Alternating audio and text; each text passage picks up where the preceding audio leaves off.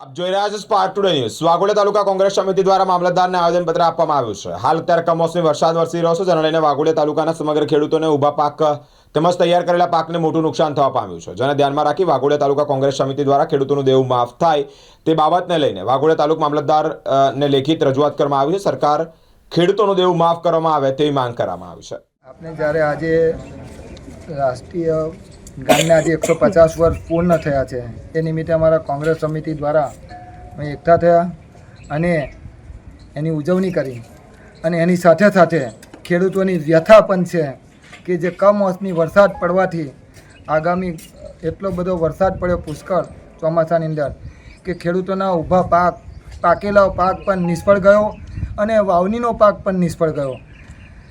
એમાં ડાંગર, તુવેર, કપાસ, દિવેલા, મગફળી જેવા પાકો સળંતર ખલાસ થઈ ગયા। તુવેરોનું બિયારણ ત્રણ વખત ખેડૂતોનું ગયું, ફરી ચોથી વખત જ્યારે લાવવાનું થયું, હવે એ ક્યાંથી લાવે ખેડૂત? અડીએ ઘડીએ પૈસા ક્યાંયથી લાવશે?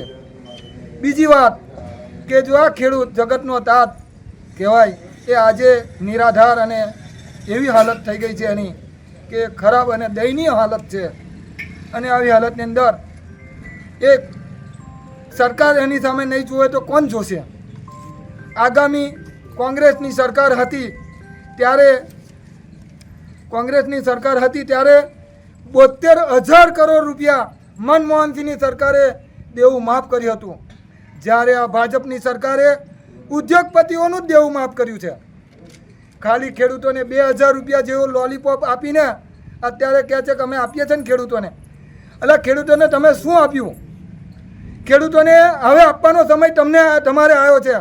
આટલા વર્ષોથી 30 વર્ષથી તમે સરકારમાં છો ગુજરાતની અંદર, અને જ્યારે 12 વર્ષથી તમે કેન્દ્રમાં છો।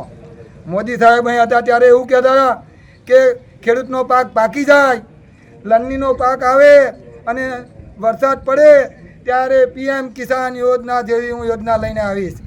ત્યારે અમે છેલ્લા 3 વર્ષથી જોતો આવું છું કે દર વર્ષે ખેડૂતને ઘણું નુકસાન થાય છે, અને એમાંય આ વર્ષે તો એટલું બધું નુકસાન થયું।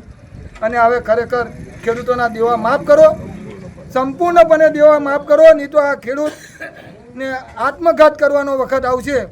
માટે મારી સરકારથીને એક અપીલ છે કે તમામ ખેડૂતોનું દેવું માફ કરો। જય કિસાન, જય જવાન, જય જવાન, જય કિસાન।